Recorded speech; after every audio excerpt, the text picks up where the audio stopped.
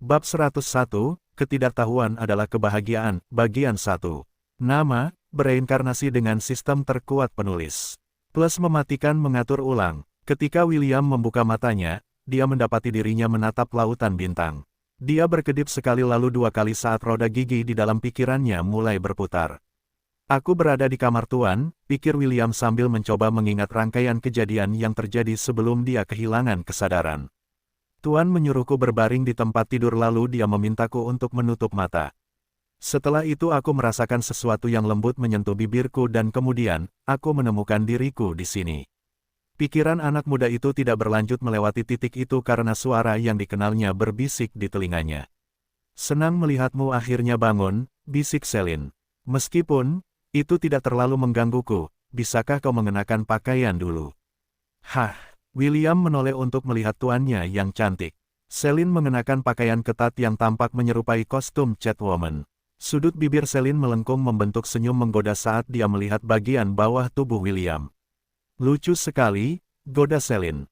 William menundukkan kepalanya untuk melihat apa yang sedang dilihat Celine. Tubuhnya langsung meringkuk seperti udang saat dia menggunakan tangannya untuk menutupi Little William yang sombong dan perkasa yang berdiri dengan penuh kemuliaan. Tenanglah, Celine terkekeh saat dia melihat anak laki-laki yang malu di depannya. Kita berada di dalam laut kesadaranmu. Bayangkan saja dirimu mengenakan pakaian dan masalah akan terpecahkan. Anak laki-laki itu segera melakukan apa yang diperintahkan dan pakaian pun muncul di tubuhnya. William menghela napas lega saat dia merasakan pakaian gembala yang sudah dikenalnya yang telah lama dia kenakan. Guru, Anda mengatakan kita berada di dalam laut kesadaranku. Bagaimana Anda bisa ada di sini? William bertanya. Ini bukan pertama kalinya dia memasuki laut kesadarannya sendiri karena tempat ini adalah tempat para dewa bersembunyi di dalam tubuhnya. Dia hanya terkejut bahwa Celine juga ada di sini. Pertanyaan yang bagus. Celine menganggukkan kepalanya. Jawaban atas pertanyaanmu, muridku yang terkasih, adalah bahwa aku menyelinap ke dalam laut kesadaranmu. Alasannya adalah karena ini akan menjadi tempat khusus untuk fase pelatihanmu berikutnya. Sistem, bisakah kau mendengarku? Bisik William dalam benaknya. Kurang dari ya, lebih besar dari. Apakah akan ada masalah jika kita berlatih di dalam laut kesadaranku? Kurang dari jika jiwa inangnya menerima kerusakan yang cukup parah maka tempat ini mungkin runtuh, dan kau tidak akan bisa bangun lagi. Di dunia luar, kau akan koma selama sisa hidupmu. Lebih besar dari. William menarik napas dingin saat menyadari bahaya besar yang dihadapinya. Celine berkata bahwa ini akan menjadi tempat pelatihan mereka. Ini berarti satu kesalahan dan dia akan menjadi manusia seumur hidup. Anak laki-laki itu terbatuk pelan sambil menatap gurunya dengan mata memohon. Guru, bisakah kita bertukar lokasi? Tempat ini bukan tempat latihan yang cocok. Tidak, Celine menggelengkan kepalanya. Ini tempat yang tepat untuk latihan kita. Kita akan mendapatkan dua keuntungan sekaligus jika berlatih di sini. Guru, tahukah Anda bahwa saya mungkin akan mati jika berlatih di sini? Ya, itulah tepatnya mengapa kita berlatih di sini, muridku yang manis. Wajah William menjadi gelap ketika dia menyadari bahwa Celine sepenuhnya menyadari bahaya yang menyertai latihan di dalam laut kesadarannya. Yang tidak diketahui William adalah meskipun sistem mengatakan bahwa dia akan mengalami koma jika jiwanya menerima kerusakan yang cukup di dalam tempat ini, itu tidak seburuk yang dia kira. Hanya ketika jiwanya hancur berkeping-keping, klausul kerusakan yang cukup akan berlaku. Artinya, bahkan jika dia diiris menjadi ratusan, bahkan ribuan keping, cedera pada jiwanya akan sangat minimal. Bahkan Trakun, pelaku nomor satu dalam pengiriman orang ke dunia isekai, hanya dapat merusak jiwa William untuk sementara setelah ia menabraknya. Sederhananya, dibutuhkan serangan yang sangat kuat untuk merusak jiwa hingga tak dapat diperbaiki. Jangan khawatir, paling-paling kau tidak akan dapat menggerakkan tubuhmu selama beberapa hari, Celine meyakinkannya. Namun, latihan ini akan sangat bermanfaat bagimu. Bagaimana latihan ini dapat bermanfaat bagiku, Master? Tanya William. Tidak bisakah kita melakukan latihan biasa saja? Celine mendesah sambil menyelipkan rambut ungunya yang panjang dan halus ke belakang telinga elfnya. Kakekmu mengatakan kepadaku bahwa alasan dibalik mengapa kau ingin menjadi lebih kuat adalah karena kau ingin pergi ke benua Silvermoon. Kau ingin bertemu ibumu, dan menemukan cara untuk menyelamatkan ayahmu, benar? Ya, jawab William. Apakah kau memiliki rencana dalam pikiranmu tentang bagaimana mencapai tujuanmu? Berlatihlah sampai aku menjadi sekuat ayahku sebelum aku pergi dan bertemu ibuku. Dan berapa tahun yang akan dibutuhkan? Celine meletakkan tangannya di belakang punggungnya sambil menunggu jawaban William. 20 tahun. Kau cukup optimis, bukan? Apa yang membuatmu berpikir bahwa Dewan Peri akan memberimu 20 tahun untuk tumbuh? William memperhatikan bahwa kata-kata Celine dipenuhi dengan kebencian ketika dia menyebutkan Dewan Peri. Dia tidak mengerti mengapa Celine mengatakan kepadanya bahwa Dewan Peri tidak akan memberinya waktu untuk tumbuh. Tuan, apa maksudmu? William bertanya, mengapa Dewan Peri menargetkanku? Apakah kau benar-benar tidak tahu jawabannya, atau kamu hanya berpura-pura bodoh? Celine menatap William dengan jijik. Tuan, aku tidak begitu mengerti apa yang kamu bicarakan. Ketidaktahuan adalah kebahagiaan sejati. Celine menggelengkan kepalanya seolah-olah dia kecewa dengan jawaban William. Cukup, Celine mengangkat tangannya dan tombak hitam yang berkilauan dengan kekuatan kegelapan muncul di udara di atasnya. Kami datang ke sini untuk berlatih dan bukan untuk membicarakan hal-hal ini. Sekarang, cabut senjatamu. Biarkan aku melihat sejauh mana apa yang telah kamu pelajari dalam pelatihanmu. William menatap gurunya dengan ekspresi serius saat dia mengangkat tangannya. Keluarlah, Stormcaller. Sebuah tombak muncul di atas William. Itu adalah pusaka keluarga dari keluarga Ainsworth dan anak laki-laki muda itu memegangnya dengan erat di tangannya. Sulur-sulur petir meliuk-liuk di sekitar tubuh tombak itu saat bilahnya bersinar dengan cahaya ungu. Sikap yang bagus, puji Celine. Mari kita lihat apakah itu ada gunanya. Dia melangkah maju dan menghilang dari tempatnya berdiri. Sedetik kemudian, dia muncul kembali di depan William dengan tombaknya yang siap menyerang. Meskipun William tidak dapat mengikuti gerakannya, persepsinya telah memperingatkannya tentang bahaya di depannya. Kedua tombak itu beradu, tetapi yang terlempar adalah tombak William. Celine melangkah maju dan berubah menjadi kabut gelap. William merasakan bahaya dari belakang, jadi dia segera membalikkan tubuhnya untuk menangkis serangan Celine dari belakang. Kemana kau melihat? Sebuah suara menggoda berbisik di telinganya. Sebelum bocah itu bisa melakukan apapun, kepalanya dicengkeram dan dibanting ke tanah. Celine tidak menghentikan serangannya dan terus membanting wajah William ke tanah sampai wajah bocah itu hancur berkeping-keping. Tuan, kau sangat brutal, kata William saat wajahnya otomatis sembuh sendiri, begitu Celine menghentikan serangannya dan memberinya waktu untuk pulih. Tidak apa-apa, Celine menyeringai saat dia memutar tombak di tangannya. Di dalam tempat ini, bahkan jika kau mati 1000 kali, kau akan tetap hidup dan bersemangat di dunia nyata. William menyipitkan matanya saat dia mengambil posisi bertarung untuk melanjutkan pertarungan mereka. Dia tahu bahwa berbicara dengan Celine tidak ada gunanya karena yang lain bertekad untuk membuatnya menderita. Karena itu masalahnya, dia akan melakukan segala daya untuk memberinya pelajaran juga.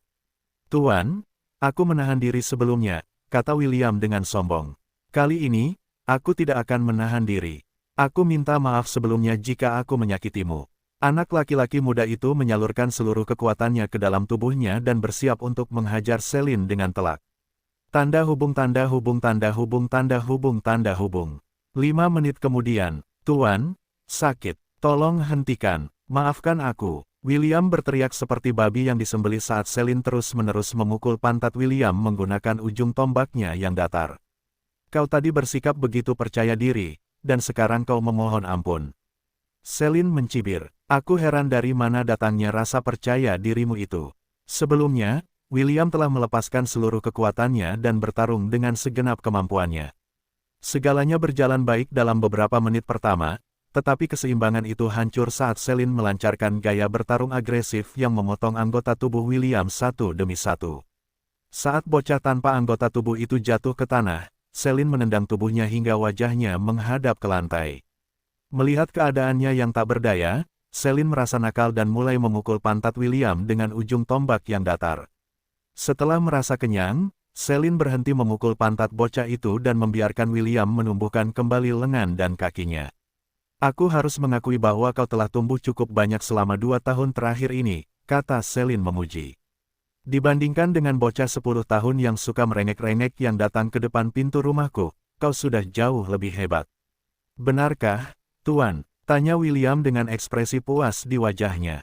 Ya, tapi, masih jauh dari kata mampu mengalahkan para jenius ras elf. Paling-paling, kau hanya akan bertahan semenit dalam konfrontasi langsung dengan salah satu dari mereka. William mengerutkan kening. Ia tidak ingin percaya bahwa ia tidak sebanding dengan para jenius ras elf manapun. Dengan kekuatannya saat ini, ia sangat yakin bahwa tidak ada seorang pun yang seusia dengannya yang akan mampu mengalahkannya dalam pertarungan 1 lawan 1. Kau pikir bocah setengah matang sepertimu bisa melawan para jenius yang telah berlatih sejak mereka masih muda? Tanya Selin dengan nada menghina.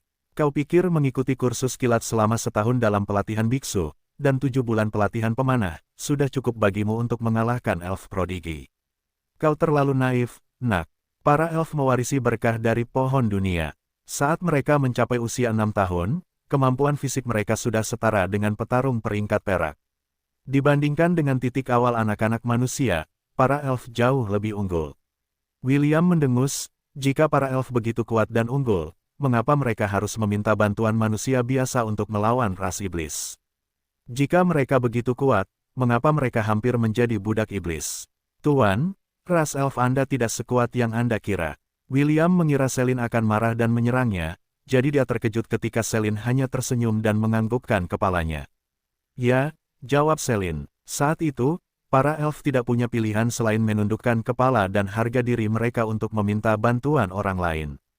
Apakah Anda tahu alasannya? Saya tidak tahu. Baiklah, Will kecil, izinkan aku memberitahumu alasan mengapa ras elf hampir kalah perang setahun sebelum kau lahir.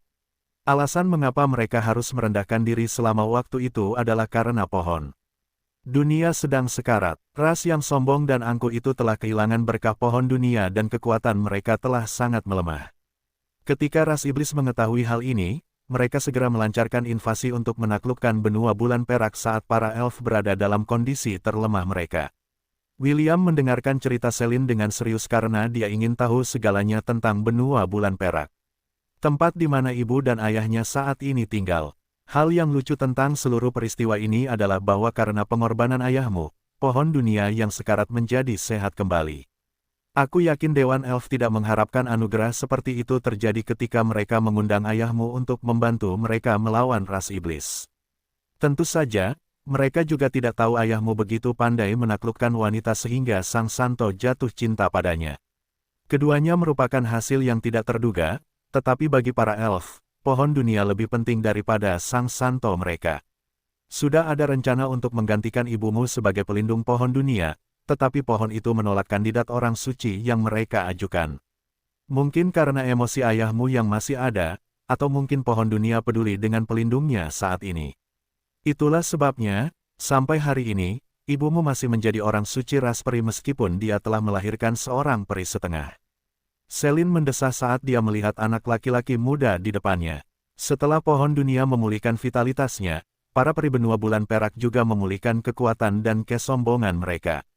William, kamu adalah putra pahlawan dan orang suci yang menyelamatkan ras peri.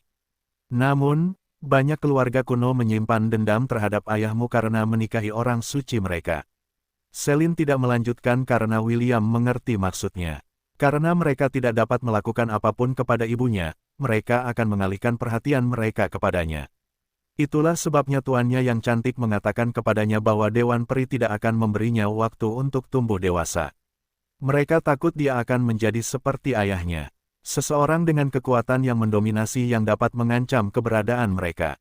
Tentu saja, sebagian besar peri memperlakukan ayah William, Maxwell, sebagai pahlawan dan mengidolakannya. Hal yang sama dapat dikatakan untuk ibunya, Arwen. Namun, para peri yang haus akan kekuasaan dan jabatan, membenci mereka karena pengaruh mereka. Meskipun keluarga Aenarion adalah kepala dewan saat ini, masih banyak tetua yang tidak puas dengan status quo saat ini. William, jika kamu tidak ingin mati, jadilah lebih kuat dari ayahmu, kata Selin. Lewati dia dan ras peri tidak akan punya pilihan selain mendengarkan tuntutanmu. Begitulah cara dunia ini. Yang kuat akan selalu memiliki keputusan terakhir dalam setiap hal. Pembicaraan penyemangat sudah berakhir, mari kita bertarung. William juga tidak berminat untuk berbicara setelah menyadari bahwa Dewan Peri adalah sekelompok orang munafik. Satu-satunya hal yang ada di pikirannya adalah menjadi kuat. Cukup kuat untuk memastikan bahwa reuni yang ditakdirkan dengan ibu dan ayahnya tidak akan menjadi angan-angan belaka. Tanda hubung tanda hubung tanda hubung tanda hubung. Ketika William membuka matanya, dia mendapati dirinya sendirian di tempat tidur Celine. Hal-hal yang telah terjadi di dalam laut kesadarannya masih segar dalam ingatannya. Anak laki-laki muda itu mendesah dalam hatinya karena latihan gurunya masih sama brutalnya seperti biasanya. Dia hendak turun dari tempat tidur ketika dia menyadari satu hal penting dan itu adalah dia tidak bisa menggerakkan tubuhnya. William telah mengalami perasaan yang sama ketika dia masih di kuil setelah menyelesaikan ujian keberanian, jadi dia tidak panik dan menangani situasi dengan tenang. Sistem, bisakah kamu menganalisis kondisiku saat ini? Kurang dari tidak perlu menganalisis kondisi. Tuan rumah saat ini. Apa yang kamu alami saat ini adalah serangan balik spiritual dari latihanmu di dalam laut kesadaran. Lebih besar dari, berapa lama sebelum aku bisa menggerakkan tubuhku?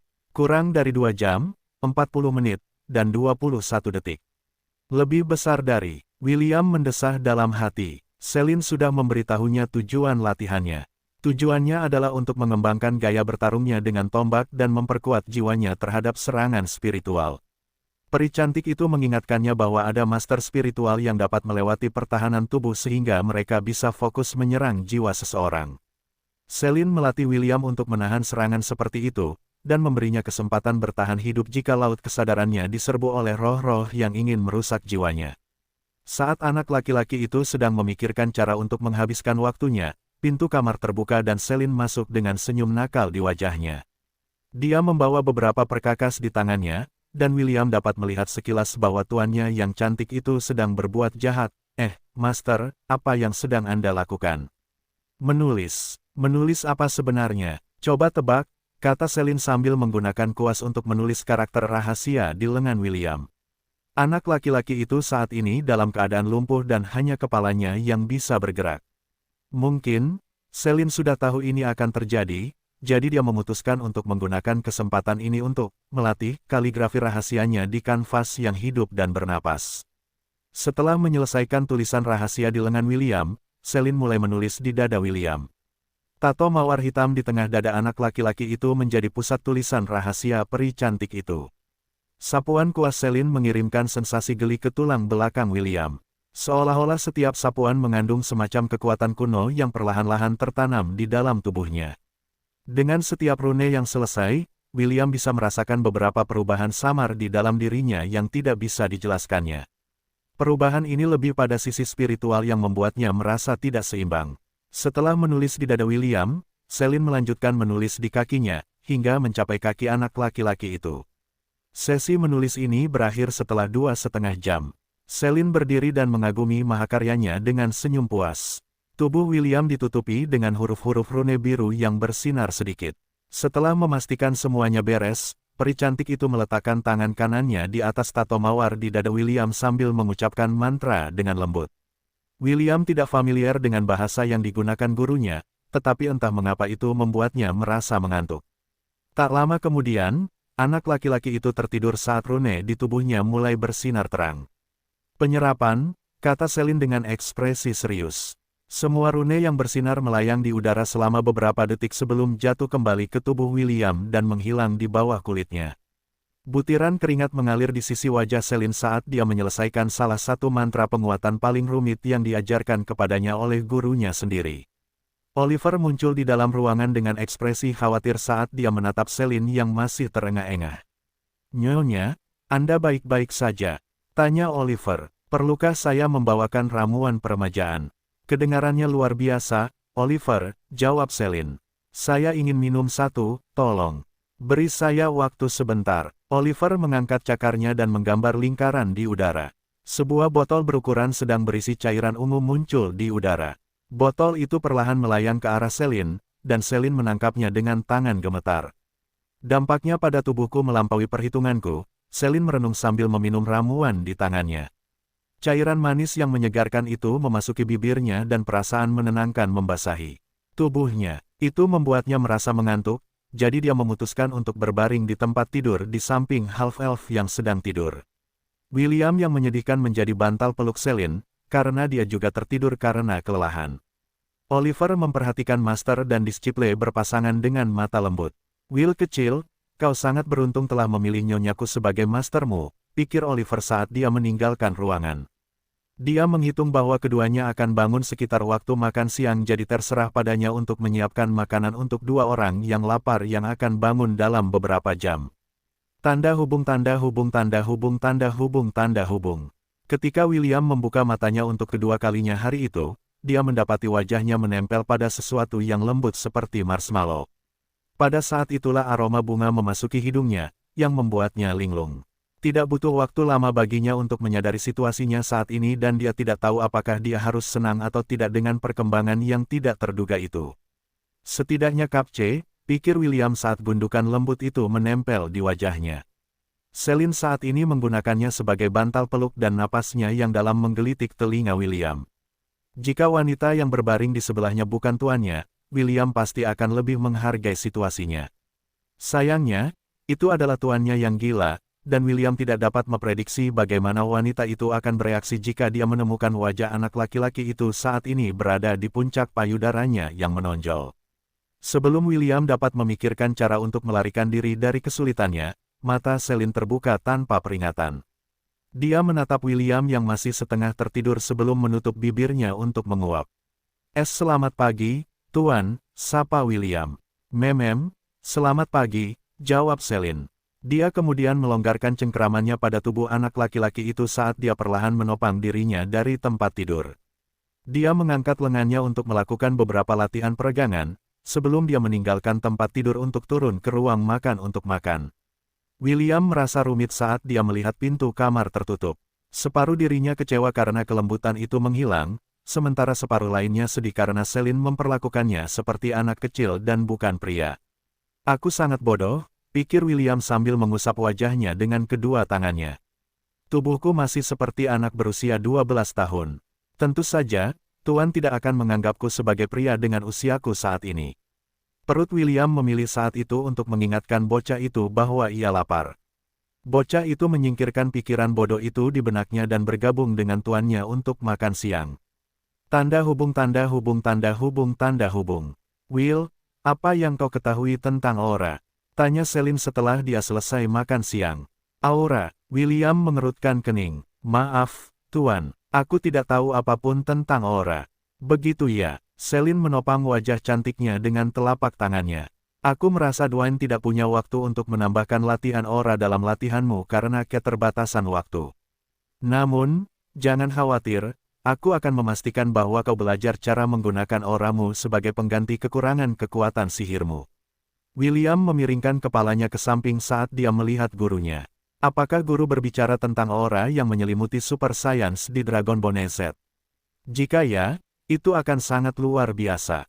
Celine tidak tahu apa yang dipikirkan anak muda itu karena dia bersiap untuk menjelaskan apa itu aura kepada muridnya.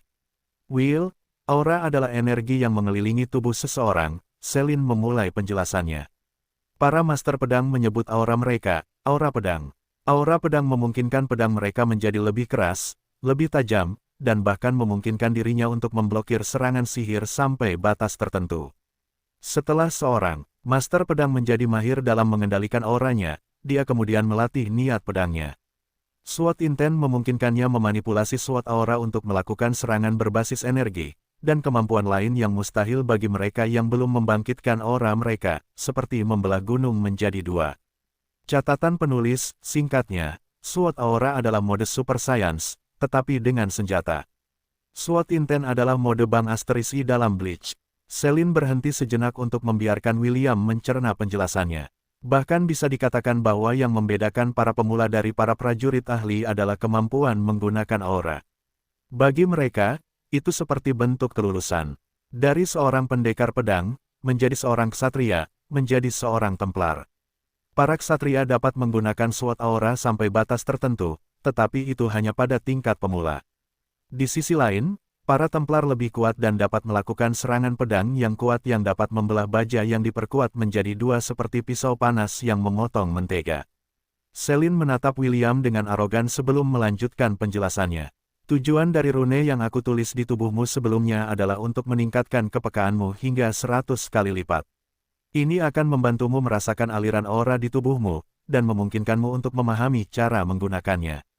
William menepuk bahunya lalu tangannya. Dia tidak bisa merasakan peningkatan kepekaan yang dibicarakan Celine. Celine memperhatikan tindakan William dengan ekspresi geli. Kamu perlu mengucapkan kata khusus yang berfungsi sebagai kata sandi untuk mengaktifkan peningkatan kepekaan di tubuhmu. Aku tidak akan memberitahu kamu kata ini sekarang, karena aku masih belum menyiapkan lingkungan yang tepat untuk pelatihan kita. Akan terlalu berbahaya jika kamu mengaktifkannya saat ini. Lalu, kapan kita akan memulai pelatihan aura kita? Tanya William, matanya berbinar penuh harap karena dia ingin merasakan bagaimana rasanya menjadi seorang super science. Malam ini, jawab Celine sambil tersenyum. Untuk sementara waktu, kalian bebas berkeliaran, tetapi pastikan untuk kembali sebelum matahari terbenam. Kalian masih harus memasak makan malam. Celine berdiri dan berjalan menuju tangga menuju ruang bawah tanah. Aku akan menyiapkan tempat untuk pelatihan kita. Pastikan untuk tidak menggangguku kecuali jika itu penting. Ya, Celine perlu menyiapkan tempat untuk pelatihan mereka. Mempelajari cara membentuk aura biasanya memakan waktu 2 hingga 3 tahun, tetapi dia dan William tidak punya banyak waktu luang. Yang perlu dia lakukan adalah menggunakan artefak khusus yang diberikan oleh gurunya sebelum dia meninggalkan benua utara setelah pelatihannya selesai. Guru, apakah Anda memberiku artefak ini sebagai persiapan untuk hari ini? Pikir Celine, gurunya adalah seorang penyihir kuat yang juga ahli dalam melihat masa depan. Meskipun dia tidak mengatakan apapun tentang mengapa dia menyerahkan artefak berharganya kepada Celine, peri cantik itu memiliki firasat bahwa gurunya telah mengintip masa depannya. Guru, aku merindukanmu, Celine mendesah sambil memegang liontin emas yang tergantung di lehernya. Itu adalah hadiah yang diterimanya dari gurunya saat ia resmi menjadi muridnya. Peri cantik itu berharap akan tiba saatnya ia dapat melihat gurunya yang terkasih sekali lagi. Sebelum ramalan peri itu menjadi kenyataan, Oliver, aku akan menyerahkan rumah ini padamu. Jangan khawatir, Nyonya. Aku akan memastikan tidak ada yang mengganggu latihanmu dengan Little Will. Celine menganggukkan kepalanya dan mulai turun ke bawah. Dia baru saja menyelesaikan latihan 2 bulan yang direncanakannya dengan muridnya, dan hanya berbicara dengan Oliver untuk memberinya beberapa perintah sementara dia dan William. Menyendiri, apakah menurutmu William akan mampu bertahan, Nyonya? Tanya Oliver, menurutku masih terlalu dini untuk ini. Kita sependapat, Oliver. Celine menghentikan langkahnya sebelum menganggukkan kepalanya tanda setuju. Tapi, waktu tidak menunggu siapapun. Semakin cepat Will menyelesaikan latihannya, semakin sedikit kekhawatiranku saat dia meninggalkan Lon. Monyet parrot itu mendesah. Oliver tahu bahwa Celine benar. Ini adalah satu-satunya cara untuk meningkatkan kekuatan William dengan waktu terbatas yang mereka miliki. Dia hanya berharap agar bocah itu mampu bertahan dalam latihan yang telah disiapkan khusus oleh Celine untuknya. Tanda hubung tanda hubung tanda hubung tanda hubung tanda hubung. William saat ini berada di ruang tamu. Ia menunggu Celine menyelesaikan pembicaraannya dengan Oliver. Setelah mendengar bahwa mereka akan mengasingkan diri selama 2 bulan, bocah lelaki itu merasa cemas dan gembira di saat yang bersamaan. Karena kegelisahannya, ia mondar-mandir di sekitar ruangan untuk menenangkan sarafnya menghadapi pelatihan yang akan segera datang. Beberapa menit kemudian, ia mendengar langkah kaki Celine menuruni tangga dan segera menghentikan langkahnya yang gelisah.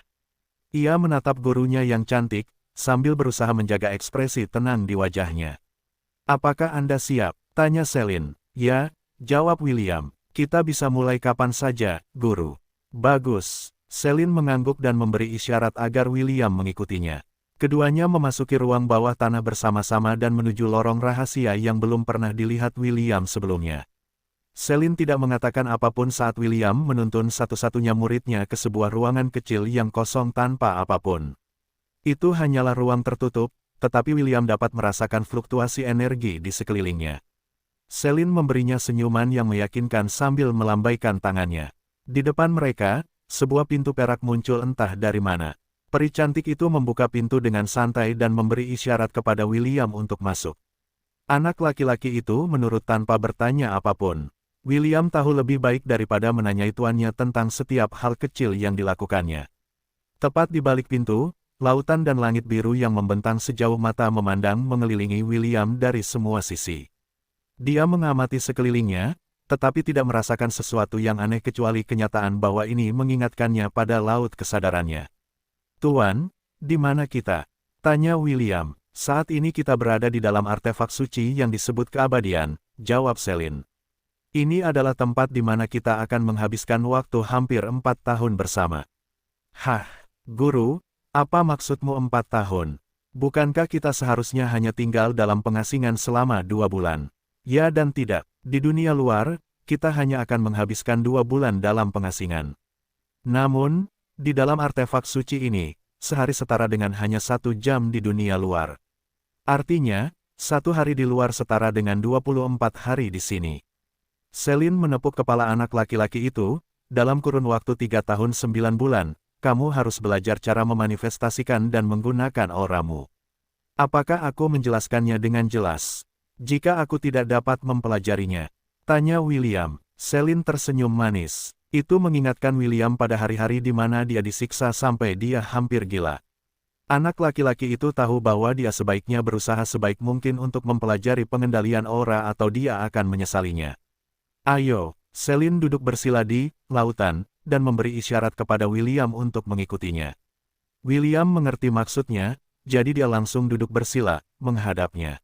Dia sudah mempersiapkan diri secara mental, jadi dia menunggu perintah gurunya dengan penuh perhatian. "Kata sandi untuk meningkatkan kepekaanmu adalah, exit break," Celine menjelaskan. "Perhatikan bahwa setelah kamu mengaktifkan rune, kepekaan tubuhmu akan meningkat 100 kali lipat.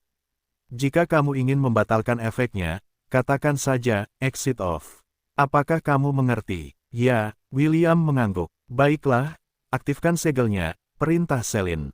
"Exit break," William bergumam. Begitu kata-kata itu keluar dari bibirnya, rune yang telah tertanam di dalam tubuh anak laki-laki itu bersinar serempak. William segera merasakan perubahan drastis dalam inderanya saat pikirannya diliputi oleh sensasi yang membasahi tubuhnya. "Kita sekarang akan melanjutkan dengan fase pertama pelatihanmu," kata Celine melalui telepati. Karena kepekaan William sekarang telah meningkat 100 kali lipat, dia takut suaranya mungkin cukup kuat untuk menghancurkan gendang telinganya.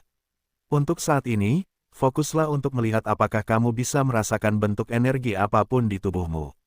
William memejamkan mata dan memfokuskan perhatiannya pada tubuhnya.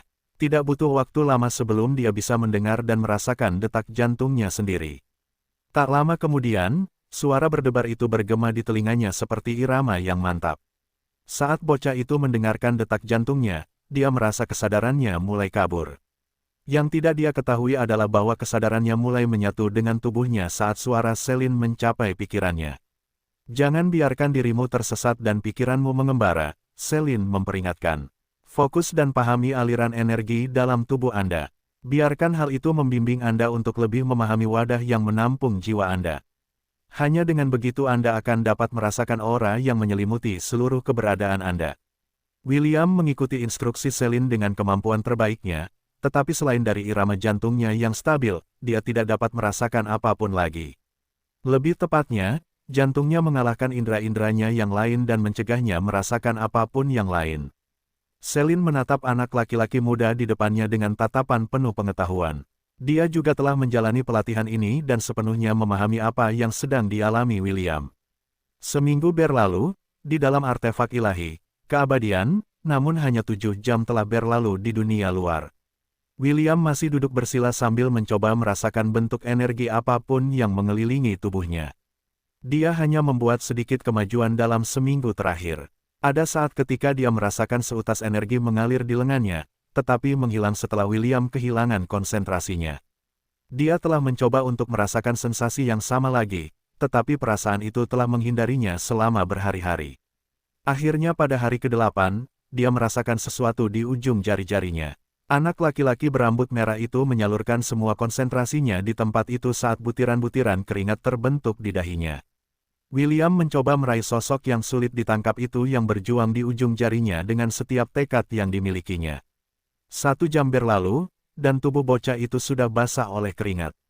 Dia melakukan segala yang dia bisa, tetapi tetap saja gagal pada akhirnya. Tubuh William hampir jatuh ke depan karena kelelahan, tetapi Celine telah bersiap untuk menopang tubuhnya menggunakan sihir.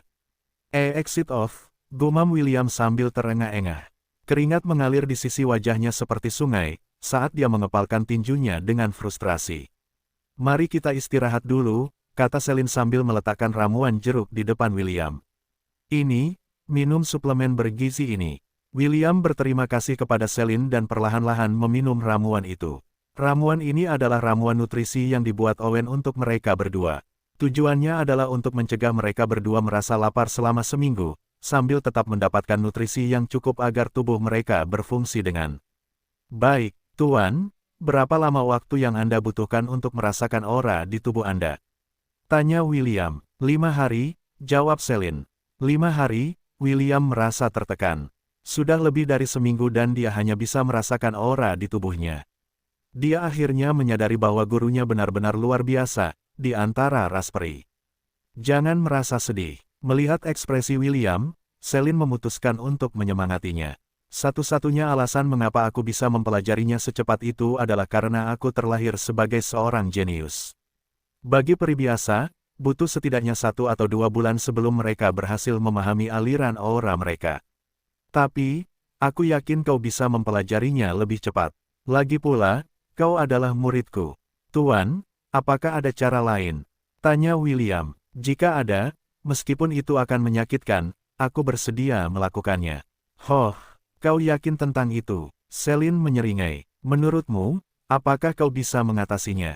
Aku tidak tahu apakah aku bisa mengatasinya atau tidak, tetapi aku tidak akan tahu sampai aku mencobanya. Baiklah, aku juga ingin tahu apakah kau akan mampu menahannya juga. Tanda hubung tanda hubung tanda hubung tanda hubung tanda hubung.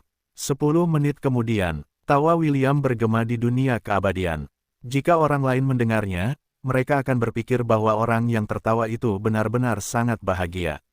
Namun, kenyataannya berbeda. William saat ini tertawa dengan air mata menetes di wajahnya, ingus mengalir di hidungnya, dan air liur menetes di sudut mulutnya. Jelas, cara alternatif Celine untuk membantu William merasakan auranya membuat bocah itu benar-benar kehilangan akal sehatnya. Itu saja untuk saat ini, kata Celine sambil berhenti menggerakkan bulu di tangannya. William tidak dalam kondisi pikiran yang tepat karena pikirannya saat ini tersebar. Rencana Celine sederhana, dia akan meniru aliran aura pada tubuh seseorang dengan menggunakan bulu, sehingga William dapat merasakan peredarannya. Namun, karena kepekaan anak laki-laki itu berlipat ganda hingga 100 kali lipat, dia tidak dapat menahan diri untuk tidak tertawa terbahak-bahak saat sensasi geli itu menguasai indranya. Ketika William akhirnya mendapatkan kembali posisinya, dia menyeka wajahnya dari kotoran. Dia merasa malu karena mempermalukan dirinya sendiri di depan tuannya yang cantik. Ketika semua jejak rasa malunya hilang, dia kemudian menghadap tuannya untuk mengeluh. Tuan, ini adalah hal yang sangat berbahaya untuk dilakukan, kata William dengan ekspresi yang sangat serius. Kepekaannya terlalu berlebihan. Aku masih bisa merasakan jejak bulu yang tertinggal di kulitku dan itu membuat hatiku bergetar. Baiklah, aku akan menggunakan ini sebagai sarana untuk menginterogasimu di masa depan. Kelihatannya sangat efektif, kata Celine dengan nada menggoda. Tapi bercandalah, mengapa kau tidak menggunakan perasaan yang masih ada itu untuk merasakan aliran aura? William berhenti sejenak sebelum berkata, exit break, untuk merasakan tubuhnya. Seperti yang dia katakan sebelumnya, jejak percobaan bulu Celine masih menggerogoti kulitnya. Hal itu membuat bocah itu menyadari bahwa dengan menggunakan perasaan yang masih ada itu, dia akhirnya bisa merasakan sensasi yang sulit dipahami yang telah dia rasakan selama seminggu. Bocah itu tidak membuang waktu lagi dan memfokuskan konsentrasinya untuk merasakan aliran energi yang mengalir melalui setiap bagian tubuhnya. Beberapa menit kemudian, William telah memasuki kondisi seperti trans. Celine tersenyum karena dia bisa tahu bahwa William akhirnya memahami aliran aura di tubuhnya. Tanda hubung tanda hubung tanda hubung tanda hubung tanda hubung. Setahun berlalu dan suara senjata beradu bergema di laut kesadaran William. Setelah half-elf itu belajar menyalurkan aura di tubuhnya ke senjatanya, Celine memutuskan untuk melanjutkan ke tahap berikutnya dari pelatihan mereka. Meskipun William dapat memperkuat senjatanya dengan auranya, itu hanya pada tingkat yang sangat dasar. Yang saat ini sedang coba diajarkan Celine kepadanya adalah cara memanipulasi aura menjadi bentuk yang sesuai dengan gaya bertarungnya. Celine berteleportasi di depan William dan menusukkan tombaknya ke depan. Anak laki-laki itu menekuk lehernya ke samping untuk membiarkan tombak itu lewat. Dia pikir itu sudah cukup untuk menetralkan serangannya, tetapi peri cantik itu hanya tersenyum padanya. Will kecil, kau masih terlalu hijau, goda Selin sambil menarik kembali senjatanya. Keduanya berpisah beberapa meter dari satu sama lain saat William menatap tuannya dengan ekspresi serius. Ia merasa ada yang salah, tetapi ia tidak dapat menjelaskannya. Tiba-tiba, pandangannya miring ke samping saat kepalanya terlepas dari lehernya. Beberapa menit kemudian, William menatap tuannya dengan tidak percaya. Tombak di tangan Selin telah berubah menjadi sabit kematian, dan menjadi penyebab utama mengapa kepalanya terpenggal sebelumnya. Kau juga dapat menggunakan aura untuk mengubah bentuk senjatamu sesuka hati, Selin menjelaskan. Apa yang kau lihat hanyalah penerapan aura inten yang sederhana. Selama kau menguasai aura dan aura inten, kau akan mampu bertarung bahkan saat kau mendapati dirimu tanpa senjata apapun. Selin menyelipkan rambut yang menutupi wajahnya di belakang telinganya saat ia melanjutkan penjelasannya. Sayang sekali Dwayne tidak dapat menunjukkan kepadamu bagaimana ia memanipulasi auranya. Biksu botak itu memiliki salah satu martial inten paling menakutkan yang pernah kulihat di benua selatan. Tuan ketiga, William mengerutkan kening. Apa jenis martial inten yang dimiliki oleh Third Master? Selin mengangkat sebelah alisnya. Baiklah, kurasa aku bisa mengizinkanmu memanggilnya Third Master, karena dia mengajarimu dengan cukup baik di tahun saat kalian berdua bersama. Mengenai martial inten seperti apa yang dimilikinya, kau harus menanyakannya sendiri padanya. Bagaimana denganmu, Master? Tanya William. Apa jenis martial inten yang kau miliki? Kau ingin melihatnya? Selin menyeringai. Aku bisa menunjukkannya padamu, tetapi itu akan menjadi pengalaman yang sangat menyakitkan. Kau yakin masih ingin melihatnya? Lupakan saja bahwa aku bertanya, Master. Pilihan yang bagus. Setelah jeda singkat itu, keduanya kembali beradu. William mencoba mencari cara untuk menggunakan auranya sehingga setidaknya dia tidak akan dirugikan. Selin juga cukup baik hati untuk mengajarinya cara membentuk penghalang pertahanan menggunakan auranya terhadap serangan sihir. Namun, aura William hanya dapat menahan serangan sihir lingkaran pertama. Jika seseorang menggunakan bola api untuk melawannya, aura shield miliknya akan langsung hancur dan half-elf itu akan terbakar habis. Tanda hubung tanda hubung tanda hubung tanda hubung tanda hubung tanda hubung. 2 tahun setelah William dan Selin memasuki Divine Artifact Eternity, Stormcaller terbang di udara dan bertarung jarak dekat dengan Selin. Saat Selin mencoba menangkis tombak yang dialiri petir itu, beberapa suara siulan terdengar di telinganya. Elf cantik itu menendang Stormcaller ke samping dan memutar tombaknya ke belakang untuk menangkis anak panah yang ditembakkan William dari belakangnya.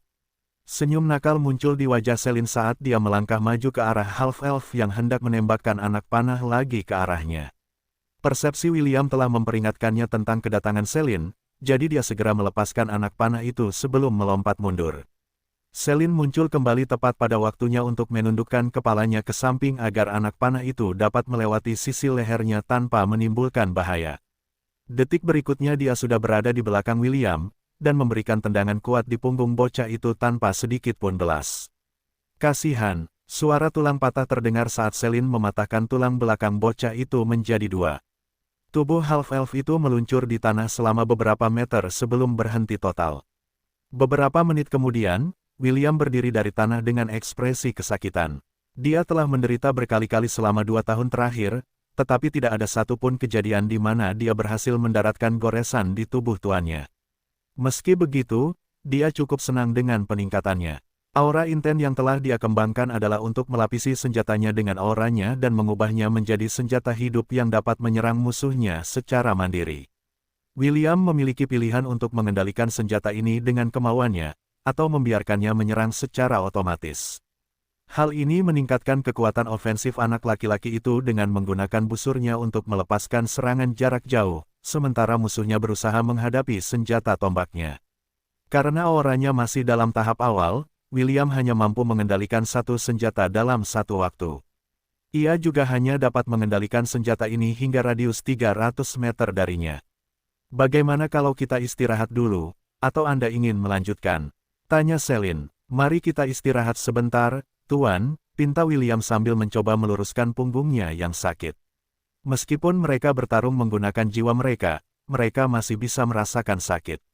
Bagian yang ironis adalah karena itu adalah pertarungan jiwa, rasa sakitnya berlipat ganda. Karena pukulan terus-menerus yang diterimanya, ketahanan spiritual William juga meningkat drastis. Ini adalah kartu truf tersembunyi lainnya yang telah disiapkan tuannya untuknya jika suatu saat ia mendapati dirinya bertarung melawan seorang Master Roh. Tuan, sekarang, apakah saya mampu melawan para elf prodigis yang Anda bicarakan? Tanya William. Dengan kemampuanmu saat ini, kau mungkin bisa bertahan 10 menit, jawab Selin tanpa berkedip. Anggap saja sebagai sebuah prestasi jika kau bisa bertahan lebih dari 12 menit melawan seorang elf prodigi. William menggaruk kepalanya karena kecewa saat ia duduk di hadapan tuannya. Jauh di lubuk hatinya, ia benar-benar ingin bertarung melawan salah satu dari apa yang disebut sebagai elf prodigi dan melihat apakah tuannya hanya mengolok-oloknya atau tidak. Namun, ia senang karena ia mampu berlatih menggunakan artefak ilahi. Jika ia berlatih di dunia luar selama 2 tahun, ia akan tertinggal jauh oleh mereka yang telah dilatih dengan sumber daya yang besar di usia muda. Tentu saja, jika saja ia tidak kehilangan kekuatannya, dan cincin penaklukannya masih berfungsi seperti biasa, William tahu bahwa tidak ada seorang jenius pun yang tidak dapat dikalahkannya. Dalam permainan yang pernah dimainkannya, William biasanya mengalahkan setiap bos karena perbedaan level yang sangat besar. Bahkan jika bos tersebut tahan terhadap api, ia tetap dapat membunuhnya dengan serangan api karena levelnya terlalu tinggi. Itu adalah strategi yang digunakan beberapa pemain untuk mengalahkan lawan yang lebih kuat dari mereka. Sayangnya bagi William, kekuatan sihir dan ruang bawah tanahnya tidak berfungsi. Meski begitu, bagi bocah berambut merah, itu adalah berkah tersembunyi.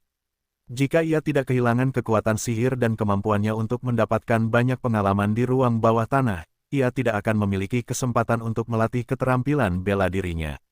Jika William diberi kesempatan untuk kembali ke masa lalu, ia akan melakukan hal yang sama lagi. Karena ia tahu bahwa pada akhirnya, tanpa fondasi yang baik, ia seperti bangunan tinggi yang dibangun dengan bahan-bahan murahan. Bangunan yang dapat runtuh kapan saja tanpa peringatan apapun, William dan Selin telah berada di dalam artefak ilahi selama 3 tahun 2 bulan. Half-elf itu telah menghabiskan 2 tahun pertama untuk membangkitkan auranya dan membentuk auranya sendiri. Setelah berhasil memasukkan auranya ke tombaknya, Selin fokus mengasah kemampuannya untuk mempertahankan auranya dalam pertempuran selama mungkin. Selin terhibur dengan akal sehat William dan bahkan memujinya karena mampu mencapai prestasi seperti itu. Setelah 2 tahun berlatih aura, William akhirnya fokus pada latihan tombaknya. Serangan utama tombak adalah tusukan, Selin menjelaskan sambil menusukkan tombaknya langsung ke wajah William, berhenti 2 inci dari hidungnya. Keunggulan utama tombak adalah jangkauannya yang panjang. Jika kamu menggunakannya untuk menebas orang, lebih baik kamu menggunakan pedang. Ingat, tusuk dulu, tebas kemudian. Tusuk dulu, tebas kemudian, ulang William sambil menganggukkan kepalanya sebagai tanda setuju. Saat kau mengarahkan tombakmu ke musuhmu, arahkan ke wajah mereka. Bukan dada, perut, kaki, tapi wajah mereka, Selin melanjutkan penjelasannya. Alasannya, itu membuatmu punya lebih sedikit celah, dan ujung tombakmu akan bertindak sebagai pencegah. Pada dasarnya, kau memberitahu mereka bahwa kau akan menyerang mereka sebelum mereka menyerangmu. Selin kemudian menunjukkan kepada William cara memegang tombak dengan benar. Tangan kanannya memegang ujung belakang tombak, sementara tangan kirinya memegang bagian tengah gagang dengan kuat. Serangan dasar tombak adalah tusukan pendek. Selin memperagakan tusukan pendek agar William dapat melihatnya. Saat kau menarik tombak, jangan turunkan kepala tombak karena itu akan menciptakan celah. Kepala tombak harus tetap mengarah ke wajah lawanmu setiap saat. Ia mengulangi gerakan itu beberapa kali lagi dan meminta William untuk melakukan tusukan tombak pendeknya sendiri. Saya perhatikan, saat Anda menggunakan tombak, Anda membuat tebasan lebar yang sebenarnya bukan cara yang tepat untuk menggunakannya. Dalam jarak dekat, tusukan pendek akan menjadi teman Anda. Yang perlu Anda lakukan adalah mengimbanginya dengan gerak kaki yang baik dan lawan Anda pasti akan pusing saat melawan Anda. Hal berikutnya yang perlu Anda pelajari adalah tusukan jarak jauh. Saat Anda memanjangkan tusukan, tangan kanan Anda perlu bergerak ke bawah ketiak. Aturan yang sama berlaku, saat Anda menarik tombak ke belakang, tombak harus tetap mengarah ke wajah musuh Anda. Ingat, tombak dibuat untuk menusuk, bukan untuk menebas. Tujuan utama Anda adalah menusuk target hingga mati dan tidak menggunakan ayunan lebar yang membuat tubuh Anda terbuka untuk serangan balik. Bahkan dalam pertempuran berkuda, Anda akan tetap menggunakan tusukan lebih banyak daripada tebasan. William mengangkat tangannya untuk mengajukan pertanyaan. Tuan, lalu kapan kita menebas lawan kita? Pertanyaan yang bagus, Celine tersenyum. Biasanya, kita menebas saat tusukan kita dibelokkan. Saat tusukan dibelokkan ke atas, kita perlu memulihkan posisi kita dan itulah sebabnya kita menebas ke bawah. Tentu saja, kita juga dapat memulai serangan tebasan jika kita mau, tetapi ada dua hal yang harus diingat saat melakukan tebasan. Hal pertama yang perlu diingat adalah saat menebas, tebasan tidak boleh melewati bagian tengah tubuh. Apa maksudnya? Itu berarti bilah tombak tidak boleh mengarah ke bawah. Anda tidak boleh menebas tombak sampai ke tanah, karena tombak tidak digunakan seperti itu. Mereka yang melakukannya adalah amatir. Dia kemudian menunjukkan kepada William cara menebas. Setelah itu, dia menunjukkan kepadanya kombinasi tebasan dan tusukan secara berurutan. Itu adalah kombinasi yang sangat mematikan, jika digunakan secara efektif, karena kemungkinan mencungkil mata musuh menggunakan serangan kombinasi itu sangat tinggi. Peri cantik itu kemudian kembali ke posisi bertarung dan menunjukkan kepada William pilihan lain. Tentu saja, ada alternatif lain yang dapat Anda lakukan saat tusukan Anda dibelokkan. Ujung tombak yang tumpul tidak hanya berfungsi untuk menangkis. Ujung tombak juga berfungsi untuk menangkis dan melakukan serangan balik saat tusukan Anda dibelokkan. Kuncinya di sini adalah posisi dan kendali tangan. Ketika tusukanmu dibelokkan, kamu dapat menggerakkan tanganmu dan memposisikan tombak untuk menangkis serangan, atau mengenai bagian tubuh lawan seperti sendi, lutut, atau pinggul, untuk membuat mereka kehilangan keseimbangan. Celine menunjukkan teknik menangkis dan serangan balik yang dapat ia gunakan dengan menggunakan ujung tombak untuk mendapatkan kembali posisi bertarung dan melanjutkan pertarungan. Setelah menunjukkan kepada William cara menangkis secara efektif menggunakan tombak, keduanya sekali lagi terlibat dalam pertandingan tanding yang membantu William meningkatkan kemahirannya dalam penguasaan tombak dan, tentu saja, memperoleh poin pengalaman pada saat yang sama. Di masa lalu, William berpikir bahwa ia hanya dapat menaikkan level kelas pekerjaannya dengan membunuh monster di ruang bawah tanah. Ia tidak tahu bahwa pengulangan yang konstan juga memberikan cukup pengalaman untuk menaikkan level kelas pekerjaan asalkan dilakukan dengan benar. Ketika William menunjukkan kepada Celine teknik tongkat monyet yang diajarkan Dwayne kepadanya, penyihir kegelapan itu tertawa dan berkata bahwa itu dapat digunakan sebagai cara serangan yang efektif jika pertahanan William ditembus. Intinya, yang dikatakan Celine adalah, lepaskan tombakmu dan ganti ke kelas biksu dan hantam lawanmu dengan pukulan sampai dia tidak bisa membedakan antara timur dan barat. William menggaruk kepalanya karena tidak bisa membantah komentar Celine. Kemudian latihan pengulangan William dimulai. Tusukan pendek, tusukan panjang, kombinasi tusukan pendek dan panjang, dan kombinasi tebasan dan tusukan. Celine juga memberikan perhatian ekstra pada gerak kaki William. Kelas pekerjaan tombak memiliki seni pertempuran yang disebut seni tombak naga tanpa henti. William cukup terpesona dengan seni tombak ini karena, tidak seperti seni perang Dewa Petir, milik Pangeran Petir yang berfokus pada serangan mematikan, seni tombak naga tanpa henti berfokus pada teknik tombak pertempuran jarak dekat dan teknik tombak kavalier. Itu adalah seni tombak yang umumnya digunakan oleh Dragon dan Templar di benua tengah. Senjata utama anak muda itu adalah tongkat kayu, jadi mempelajari seni perang ini adalah pilihan yang baik baginya. Dia hanya akan menggunakan seni perang Dewa Petir sebagai pukulan mematikan karena sebagian besar dari teknik tersebut adalah teknik satu tembakan. William menghabiskan sisa waktunya di dalam artefak ilahi keabadian, menyempurnakan seni tombaknya hingga kelas pekerjaan tombaknya mencapai level maksimum. Celine juga memastikan bahwa dia tidak mengendur dalam sisa pelatihannya. Rutinitas mereka sederhana. Pelatihan tombak di siang hari, dan pelatihan perlawanan sihir hitam di malam hari. Tidaklah berlebihan jika menyebutnya latihan neraka menurut standar normal. Hari-hari itu terus berlanjut dan William menghabiskan setiap hari dalam kesakitan dan penderitaan. Kemudian, hari yang ditunggu-tunggu William akhirnya tiba. Celine akhirnya memberinya anggukan persetujuan untuk mengakhiri latihan mereka yang hampir 4 tahun. Jika mereka menambahkan semua tahun yang telah dihabiskannya di dalam keabadian, maka bocah berambut merah itu sudah berusia 16 tahun. Namun, Tidak ada perubahan yang terlihat di wajah atau tubuhnya. Selin tetap sama dan dia masih semuda dan secantik saat dia melangkah masuk ke ruang bawah tanah rumahnya. Tuan, terima kasih atas segalanya. William membungkuk dengan sangat hormat kepada Selin. Sudah menjadi tugasku sebagai tuanmu untuk mengawasi latihanmu, jawab Selin dengan ekspresi tenang. Pergilah dan tinggallah bersama keluargamu selama beberapa hari, karena instrukturmu berikutnya akan segera tiba. Aku masih harus berlatih lagi. William mengerjap bingung. Kok bisa? Selin menangkup wajah bocah itu sambil menatapnya dengan ekspresi serius. Aku tidak tahu apakah kakekmu benar atau salah tentang keputusannya untuk meminta pria itu menjadi instrukturmu. Namun, menurutku kau membutuhkan ajarannya agar bisa bertahan hidup di dunia ini. Peri cantik itu mencubit pipi William pelan sebelum melepaskannya. Aku hanya berharap kau masih bisa mempertahankan sebagian kepolosanmu saat pelajarannya selesai. Meskipun aku ingin kau menjadi kuat dan berkuasa, aku tidak ingin kau menjadi dingin dan acuh tak acuh. Aku tetap lebih suka versi bodohmu ini. William memijat pipinya sambil menatap tuannya dengan cemberut. Tuan, aku tidak bodoh. Itu hanya kiasan, Selin mendengus. Pergilah, habiskan waktu bersama keluargamu karena kau akan segera meninggalkan Lon. William masih setengah ragu, tetapi dia tetap menganggukkan kepalanya sebagai tanda mengerti. Selin dan Oliver memperhatikan sosok anak laki-laki itu yang menjauh melalui jendela dan mendesah.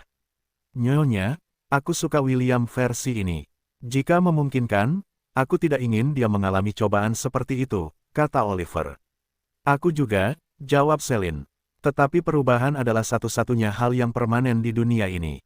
Kita tunggu saja kepulangannya. Kita bisa memikirkan cara untuk membantunya setelah dia menyelesaikan pelajaran berikutnya. Oliver memejamkan mata dan mendesah sekali lagi. Masa-masa sulit tidak akan bertahan lama. Orang-orang tangguh yang bertahan. Selin telah melakukan yang terbaik untuk William, sekarang saatnya untuk menyerahkan tongkat estafet kepada orang lain. Namun, orang yang telah diwariskan tongkat estafet adalah seseorang yang berkembang dalam kegelapan. Di tempat yang gelap gulita, obor yang menyala tidak ada bedanya dengan lilin kecil yang cahayanya akan padam oleh angin. Tanda hubung tanda hubung tanda hubung tanda hubung. Tolong, kasihanilah. Aku tidak akan melakukannya lagi. Seorang pria parubaya memohon sambil menatap pria yang mendekatinya dengan ketakutan.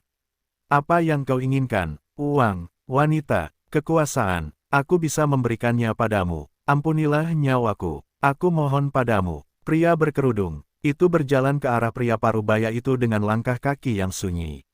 Karena kerudung menutupi wajahnya, tidak ada yang tahu apakah dia tampan atau tidak.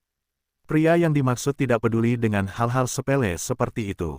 Satu-satunya hal yang perlu dia lakukan adalah melaksanakan pekerjaannya, seperti yang diperintahkan oleh tuannya. Tolong, aku mohon padamu. Pria itu tidak dapat menyelesaikan kalimatnya, karena pria berkerudung itu menusuk dadanya dengan pedang pendek dalam satu gerakan cepat. Pria parubaya itu tewas dengan mata terbuka lebar dan menatap langit berbintang.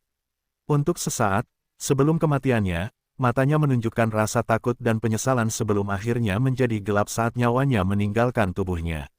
Aku tidak menemukan kegembiraan dalam hal ini, tetapi tidak ada cara lain, kata pria berkerudung itu.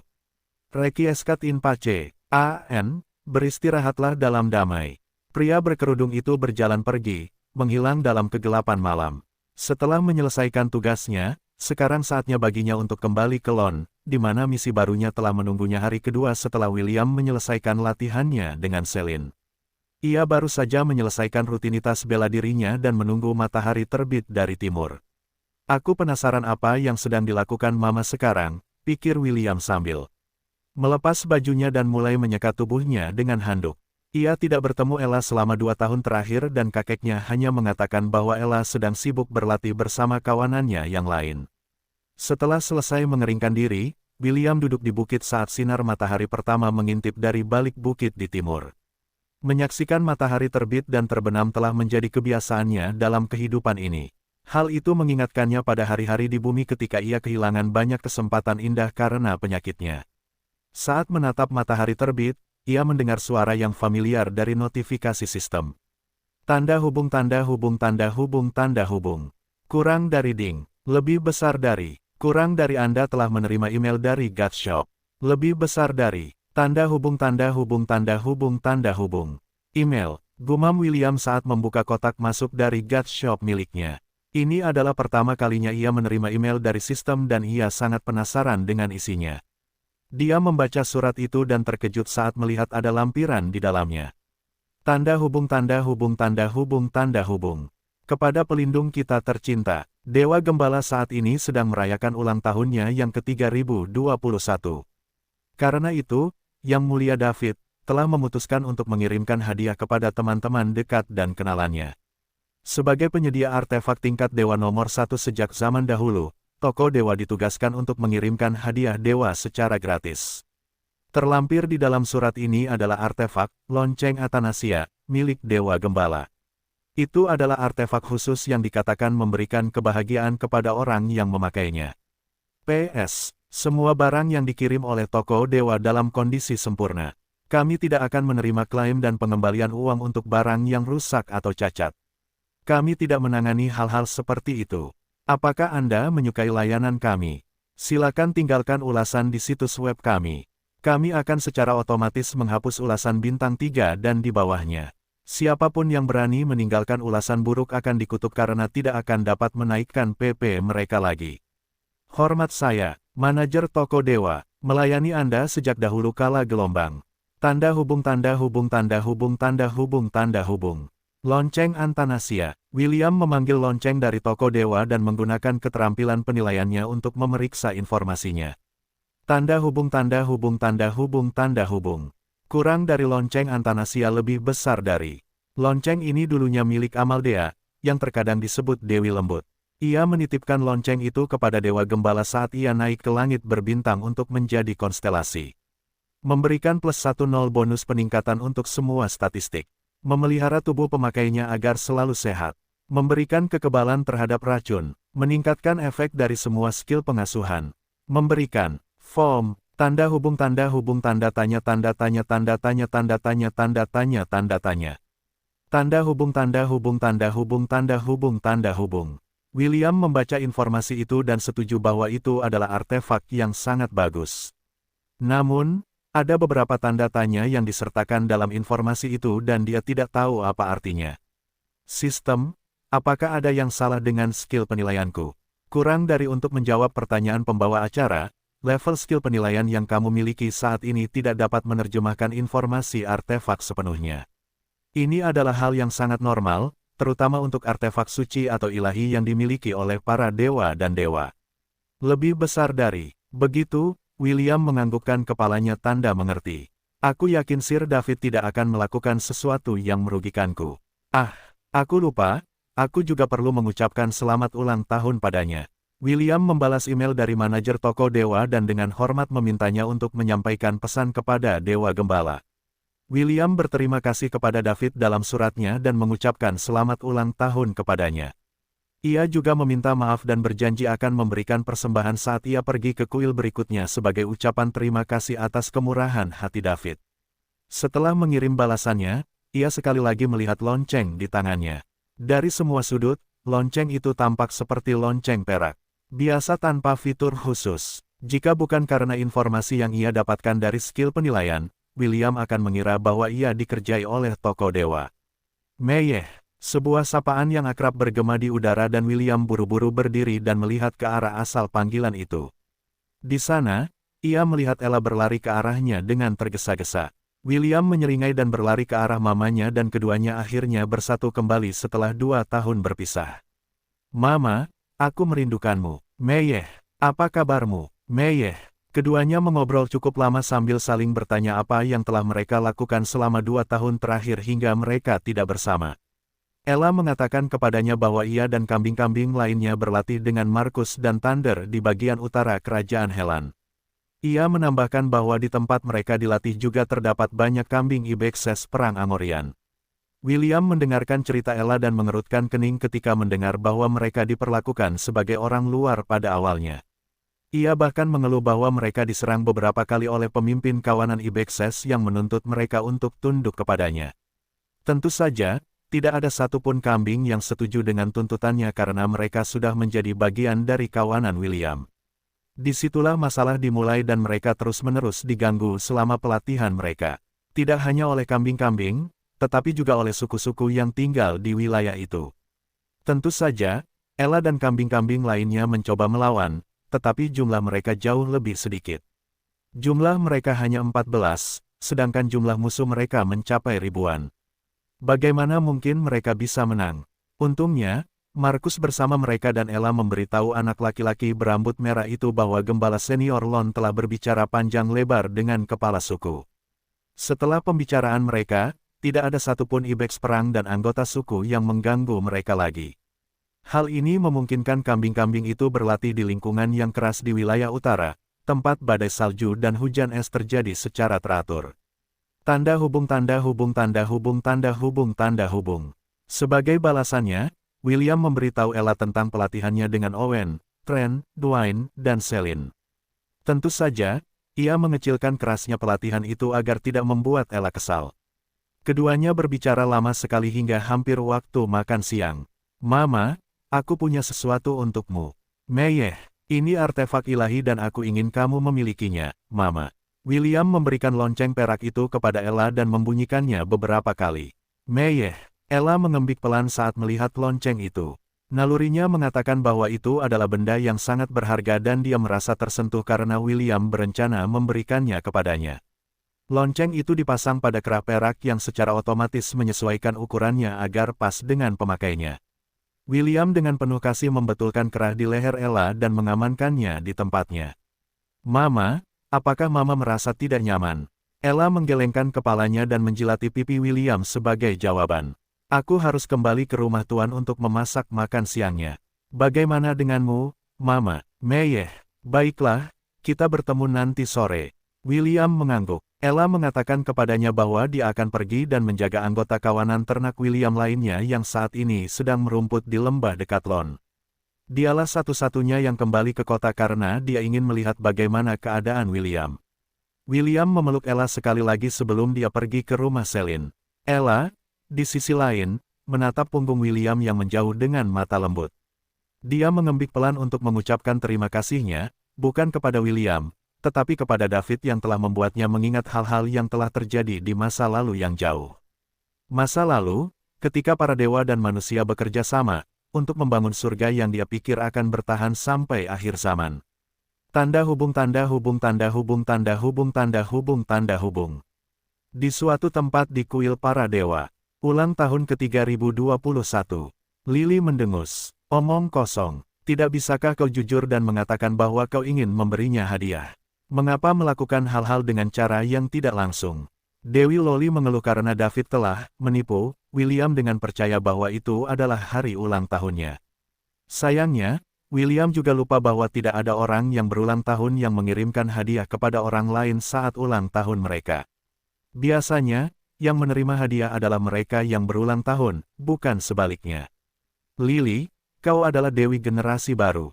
Apa kau tidak mengerti konsep membayar di muka?" tanya David. Membayar di muka. Apa kau benar-benar mengira aku anak yang mudah tertipu?" Lily menjawab dengan nada meremehkan. "Aku tahu kau sedang merencanakan sesuatu. Seorang tua perencana sepertimu tidak melakukan sesuatu tanpa alasan." David memainkan jenggotnya dan menyeringai. "Kau terlalu banyak berpikir, Lily. Itu hanya hadiah. Begitulah yang kau katakan, tapi aku masih mencium sesuatu yang mencurigakan." Lily menyipitkan matanya. David terkekeh dan berjalan menjauh dari Dewi Loli untuk menghindari interogasinya. Sejujurnya, Dewa Gembala hanya menepati janji yang dibuatnya kepada teman lamanya, Amaldea. Sebuah janji yang telah dibuatnya ribuan tahun yang lalu, ketika alam semesta masih muda, dan umat manusia baru saja mulai mengambil langkah pertamanya menuju hal yang tidak diketahui. Seorang pria berkerudung berjalan melalui pedesaan hingga ia tiba di sebuah lembah yang menghadap ke kota Lon. Matahari hampir terbenam, dan langit diwarnai dengan rona jingga. Pria itu berhenti sejenak untuk mengagumi matahari terbenam selama 1 menit penuh sebelum melanjutkan perjalanannya. Saat ia mendekati Lon, Ourobro merasakan kehadirannya, tetapi ia menutup mata terhadap pria yang mendekat. Ia telah melihatnya berkali-kali sebelumnya, dan ia mengingat baunya dengan baik. Pria berkerudung ini akan meninggalkan Lon untuk waktu yang lama, tetapi setiap kali ia kembali, ia akan membawa serta bau darah yang kuat. Ezio mengangguk singkat kepada si kera emas sebelum menyatu dalam bayangan. Ia berjalan menuju kediaman Ainsworth seperti hantu yang diam, tidak mengganggu siapapun yang mengikutinya. Ketika ia mencapai ruang tamu, ia mendengar tawa bayi.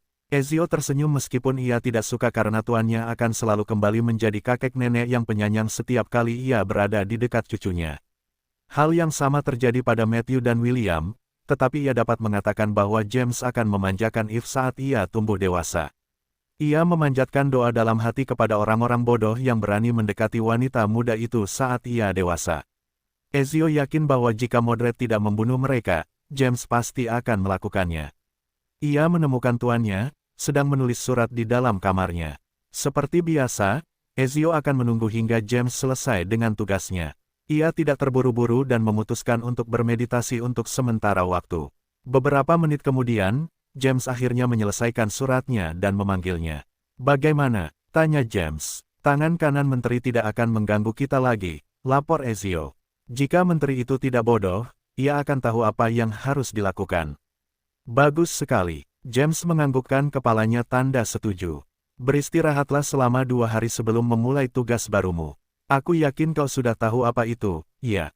Ezio menganggukkan kepalanya. "Jika itu keinginanmu, tuanku. Tidakkah kau akan bertanya padaku mengapa?" "Tidak, aku percaya pada keputusan Tuhan."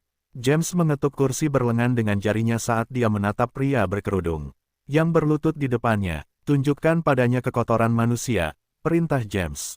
"Tapi, jangan beritahu dia apa yang harus dilakukan.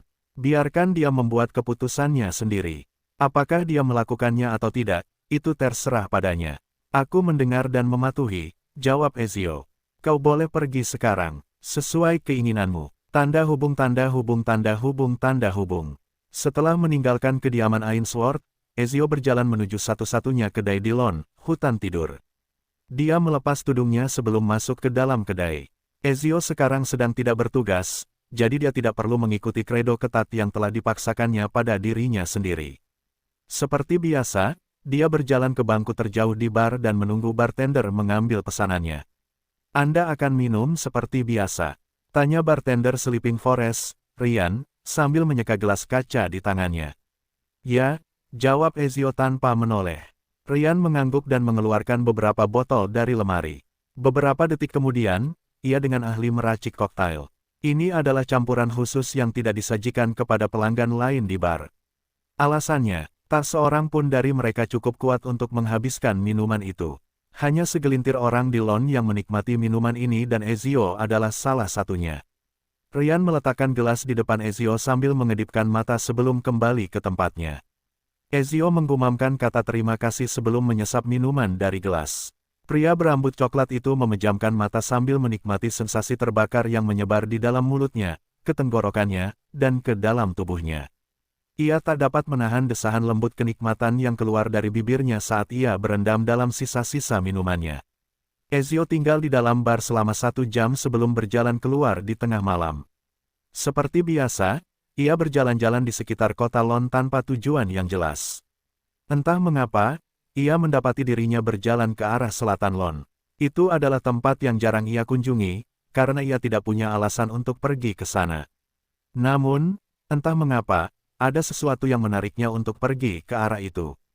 Saat itulah ia melihatnya. Seorang anak laki-laki sedang berbaring di atas tumpukan jerami sambil memandangi bintang-bintang di langit. Di sampingnya ada seekor kambing Amorian yang kepalanya bersandar di dadanya. Ezio langsung mengenalinya, karena sangat sedikit anak-anak di Lon yang memperlakukan kambing dengan cara seperti ini. Di matanya, anak laki-laki itu seperti cahaya lilin yang menyala di tengah kegelapan. Cahaya rapuh yang bisa padam kapan saja jika angin bertiup ke arahnya. Meskipun ia tidak mempertanyakan perintah tuannya, Ezio bertanya-tanya apa yang akan terjadi jika cahaya anak laki-laki itu tiba-tiba menghilang dan digantikan oleh kegelapan. Apakah ia akan tetap menjadi anak laki-laki riang yang tertawa bahagia? Anak laki-laki yang sama yang menyanyikan lagu-lagu saat ia memimpin kambing-kambingnya menuju lembah untuk merumput. Apakah ia masih akan menatap dunia dengan mata hijau jernih yang bersinar seperti zamrud? Atau apakah pancarannya akan memudar dan tertutup kabut saat ia kehilangan kepercayaannya pada manusia? Ezio ingin tahu. Ia sangat ingin tahu. 1 bulan, pikir Ezio. Aku akan tahu jawabannya setelah sebulan. Pria berambut coklat itu menelusuri kembali langkahnya dan berjalan di sepanjang malam. Tuannya memerintahkannya untuk beristirahat, dan itulah yang akan ia lakukan. Tanda hubung tanda hubung tanda hubung tanda hubung tanda hubung. 2 hari kemudian, William berdiri di dalam ruang konferensi dengan ekspresi serius terpampang di wajahnya. James telah memberitahunya kemarin bahwa instrukturnya telah tiba di London, dan ia akan pergi ke konferensi pada tengah malam keesokan harinya untuk menemuinya. Instruktur baru, William saat ini berdiri di sudut ruangan, mengenakan pakaian hitam dan tudung kepala. Ia memancarkan nuansa pembunuh, dan itu membuat anak muda itu merasa sangat tidak nyaman. Will, aku ingin memperkenalkanmu pada instruktur barumu, Ezio, kata James sambil memberi isyarat pada pria yang berdiri di sudut ruangan. Ezio, kau sudah tahu siapa William, kuharap kalian berdua bisa akrab mulai sekarang. Senang bertemu denganmu, Sir Ezio, kata William sambil tersenyum. Begitu juga, jawab Ezio. James menepuk bahu William dengan ekspresi serius.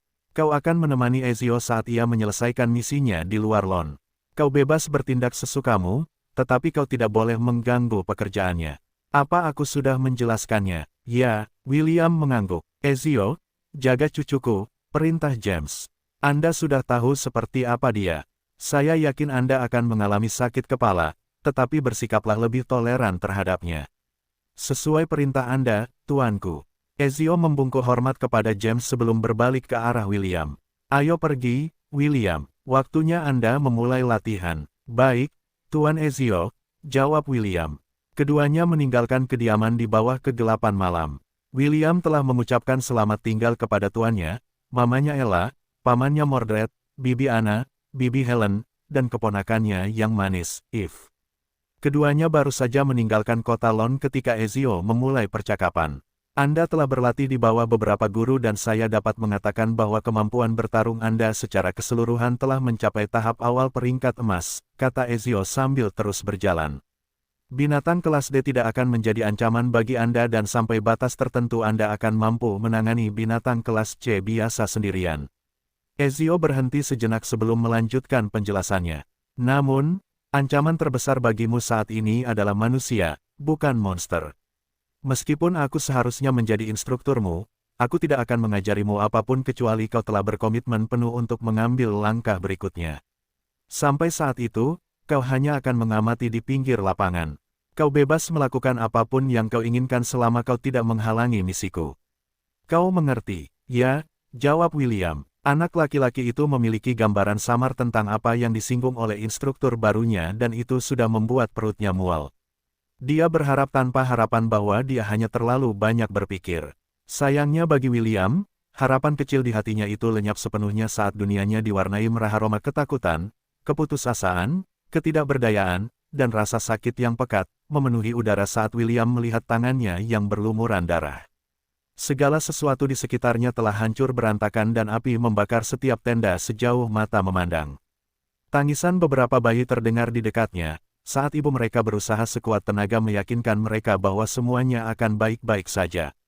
Teriakan penuh amarah, umpatan, dan patah hati. Tawa penuh cemoohan dan penghinaan. Semua ini menyatu untuk menciptakan balada yang telah membuat bocah berambut merah itu bertekuk lutut. Diliputi rasa pusing dan mual, William mencoba menyeka darah yang telah menodai tangannya, tetapi alih-alih membersihkannya, ia malah menyebarkannya lebih jauh. Goak, bocah lelaki itu tidak dapat menahannya lebih lama lagi saat bau darah, kencing, keringat, dan kotoran menyerangnya dari semua sisi. Ia muntah sampai tidak bisa muntah lagi saat air mata mengalir di wajahnya. Raungan, teriakan, ledakan, dan senjata yang saling beradu bergema di seluruh perkemahan tempat para pengembara dari berbagai suku berkumpul. William terengah-engah saat melihat beberapa pria, membawa senjata, bergerak ke arahnya. Dia menyeka kotoran di bibirnya dan memaksakan diri untuk berdiri. Anak laki-laki muda itu memegang Stormcaller dengan erat di tangannya dan melangkah maju. Tangisan bayi-bayi itu semakin keras saat ibu mereka menggigil ketakutan. William berdiri di depan mereka dengan senjatanya terangkat tinggi. Kakinya gemetar karena kelelahan dan ketidaknyamanan, tetapi dia tidak bisa mundur. Dia menolak untuk mundur. Sayangnya, ada saat-saat ketika melakukan yang terbaik tidaklah cukup. Dia telah melampaui batas kemampuannya dalam mencoba menjaga tempat ini tetap aman. Anak laki-laki berambut merah itu telah mencapai ujung talinya. Dia hampir tidak bisa berdiri, tetapi dia berdiri. Karena siapa lagi yang akan melakukannya untuk menggantikannya? Tidak ada, itulah sebabnya dia harus berdiri. Tubuh kecil William terlempar sebelum akhirnya tergelincir di tanah beberapa meter jauhnya dari para wanita dan anak-anak. Dia adalah lilin yang sudah habis dan tidak ada cara baginya untuk menangkis sekelompok pria, yang telah tiba di tempat penampungan sementara tempat para wanita dan anak-anak suku itu bersembunyi. Stormcaller bergerak beberapa meter dari anak laki-laki yang jatuh itu ketika sulur-sulur petir mendesis di sekitar tubuhnya. Seolah-olah itu mendesak, memohon, agar William berdiri dan melindungi semua orang di belakangnya.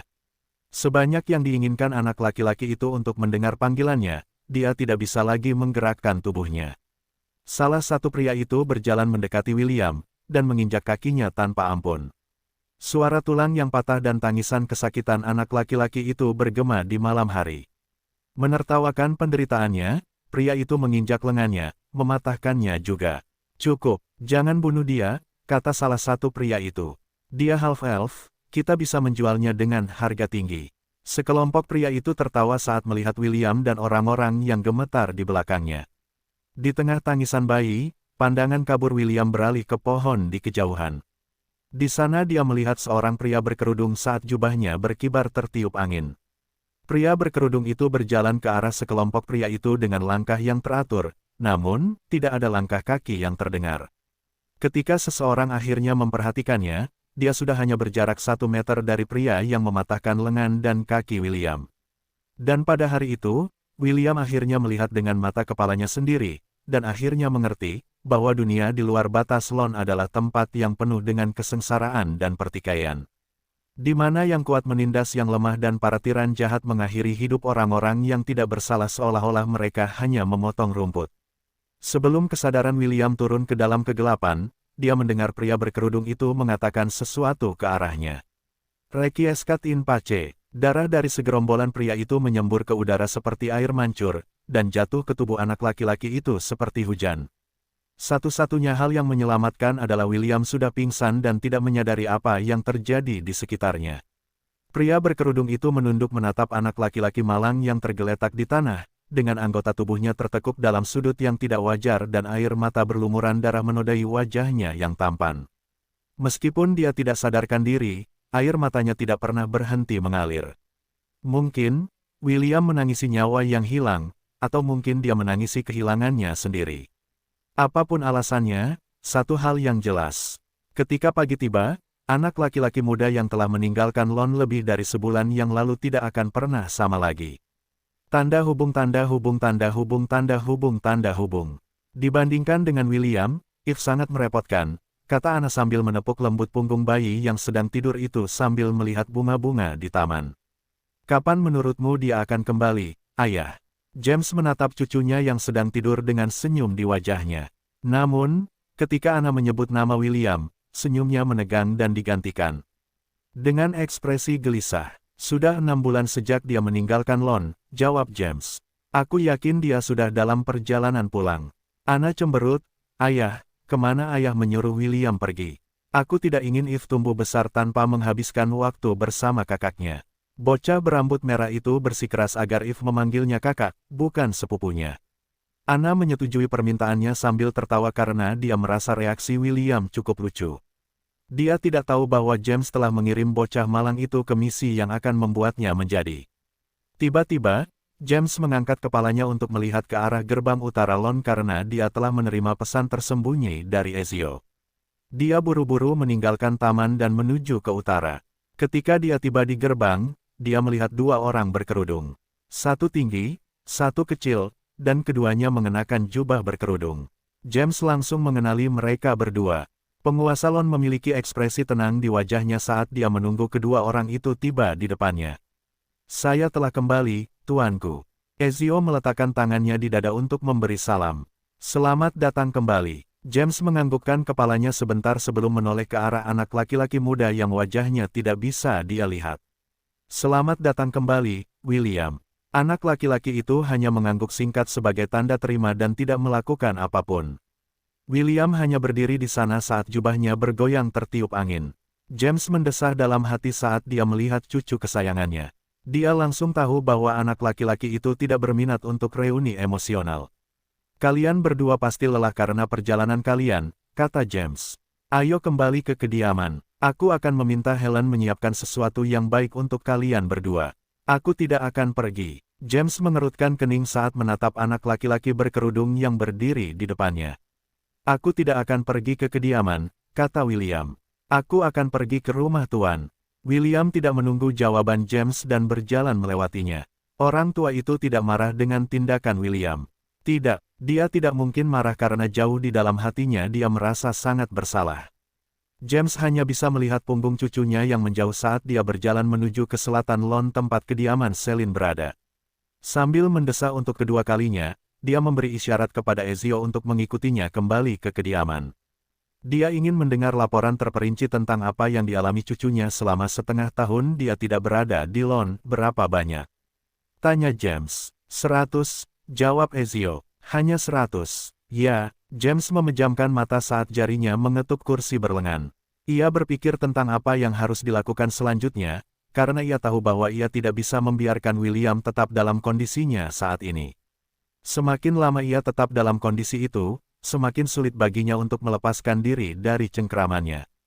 Terima kasih dan maaf telah merepotkanmu, kata James sambil menatap bawahannya yang setia. Bisakah kau menceritakan semua yang terjadi secara terperinci? Ya, Ezio mengangguk. Pria itu melepas tudungnya dan mulai menceritakan semua yang terjadi sejak ia meninggalkan lawn bersama William. Ia menceritakan kepada James tempat-tempat yang mereka kunjungi, orang-orang yang mereka temui, dan hal-hal yang terjadi di antaranya.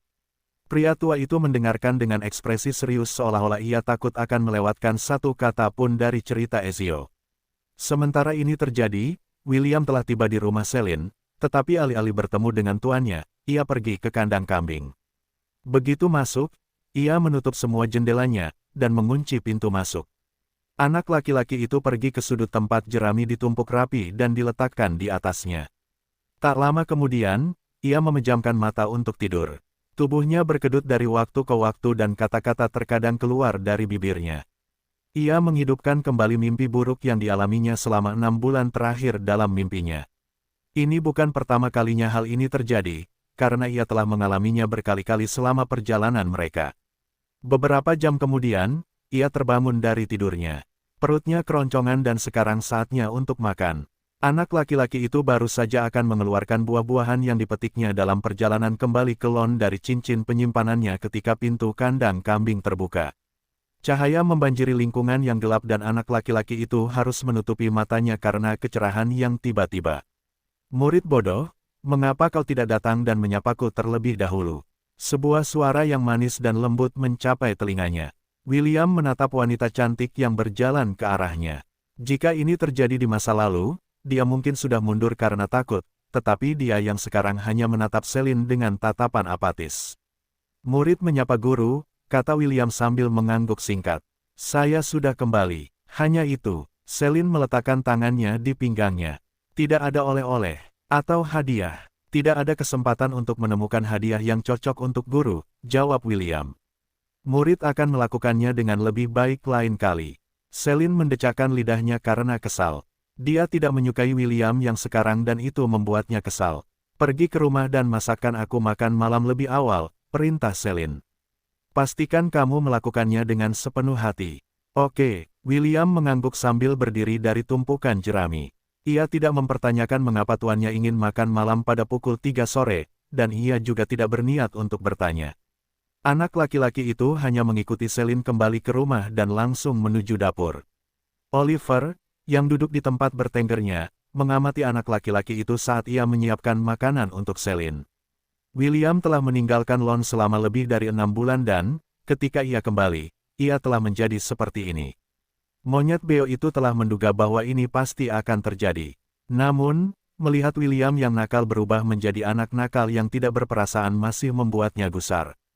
1 jam kemudian, Celine duduk di meja makan menghadap William. Sudut bibirnya berkedut saat ia mencoba mempertahankan senyum di wajah cantiknya. William, apa ini? Tanya Celine. Tuan, ini salad sayur dan buah, jawab William. Anda tahu saya suka makan daging, kan? Ya, lalu mengapa Anda tidak menyiapkan hidangan daging? Tanya Celine. Meskipun salad itu enak, ini hanya berfungsi sebagai lauk untuk hidangan utama. Aku tidak suka bau daging, jawab William sambil mengisi piringnya dengan salad. Ia bersikap, makanlah jika kau mau dan jangan makan jika kau tidak mau, yang membuat Celine mengerutkan kening. William tua itu tidak akan pernah tidak patuh atau membantahnya jika menyangkut permintaannya, terutama makanan. Anak laki-laki berambut merah itu bahkan akan berusaha keras untuk membuat Celine terkesan dengan masakannya agar dipuji olehnya. Namun, anak laki-laki di depannya ini tidak peduli apakah ia ingin makan atau tidak, yang membuatnya pusing. Peri cantik itu dengan enggan memakan hidangan yang telah disiapkan William untuknya. Meskipun rasanya enak, ia adalah seseorang yang suka makan daging untuk sarapan, makan siang, dan makan malam. Ia mengutuk James dalam hati karena melakukan ini kepada muridnya. Celine menyesali kenyataan bahwa ia telah menyetujui saran lelaki tua itu untuk meminta William menemani Ezio dalam beberapa misinya. Mungkin kita terlalu terburu-buru, Celine mendesah sambil menatap anak laki-laki yang telah selesai makan. William, datanglah ke kamarku malam ini, kata Celine sambil meletakkan garpu di tangannya. Pastikan untuk mandi dengan benar, mengerti?